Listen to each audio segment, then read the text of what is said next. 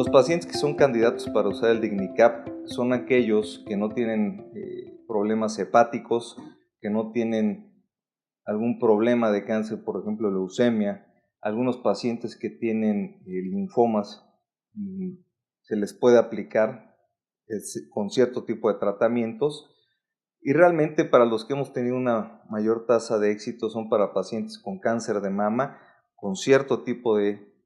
agentes de quimioterapia que se utilizan, pacientes también con cáncer de ovario y de pulmón lo hemos utilizado con una tasa de éxito bastante buena, arriba del 80%.